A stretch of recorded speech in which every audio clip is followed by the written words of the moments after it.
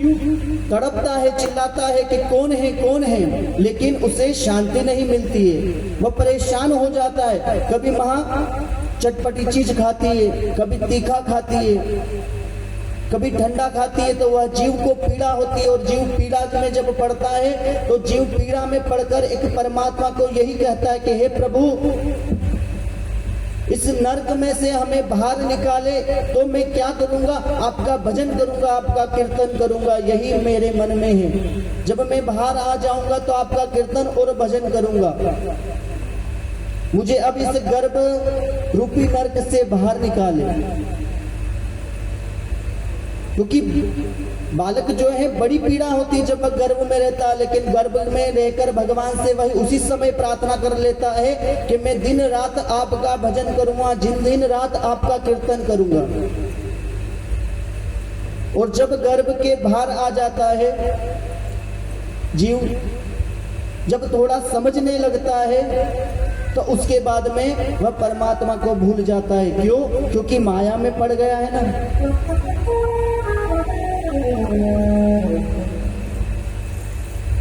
माया में पड़ गया है कि पता है कि यह माँ जो है मुझे दूध पिलाएगी,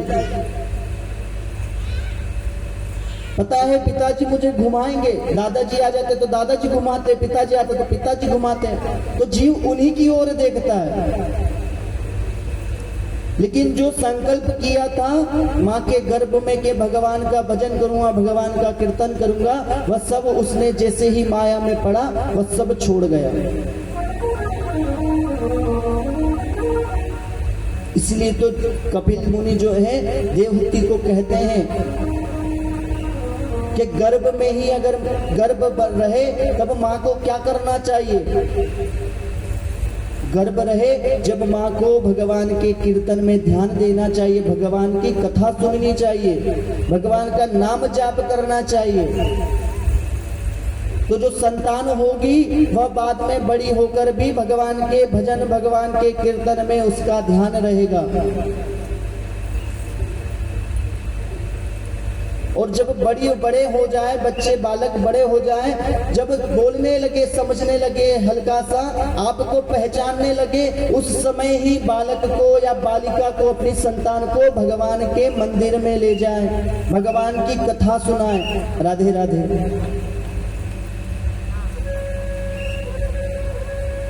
क्योंकि माता, बताया था ना, माता पहली गुरु होती है संतान की। पिता से पहले भी माता ही रहती है जो पहली गुरु होती है। पिता तो दूसरे गुरु होते हैं, लेकिन माता पहली संतान की गुरु होती है। वही समझाती है क्या? अगर बेटा बिगड़ गया है तो किसकी गलती मानते हैं सबसे ज्यादा? माँ की गलती। और बेटा अगर सुधर जाए तो भी माँ का ही कहते हैं कि अच्छी परवरिश की है माता पिता ने। लेकिन नाम किसका आता पहला? माता पिता।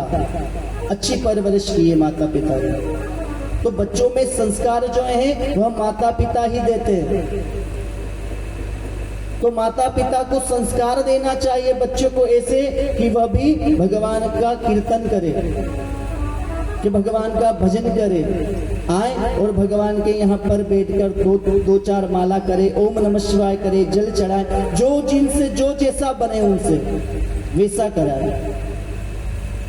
ऐसी भारी बड़ी पुस्तक दे के चलो यह पुस्तक पढ़ो, इतना नहीं कर सकते, लेकिन छोटा सा कर्म बता दो कि आज तुम्हें भगवान के लिए ये स्नान करवाना है।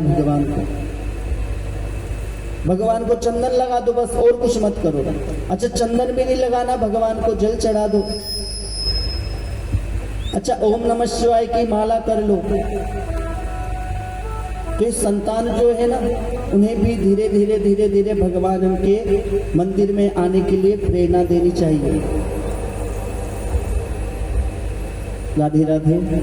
देखिए सनातन धर्म में जो हम धर्म है इसे आगे कैसे बढ़ाएंगे? हमारा सनातन धर्म आगे कैसे बढ़ेगा? सोचा आपने? राधे राधे। यहाँ पर जितने भी बैठे हुए हैं महिलाएं, कौन ज्यादा है यहाँ पे? सबसे ज्यादा संख्या किसकी है? बुजुर्ग।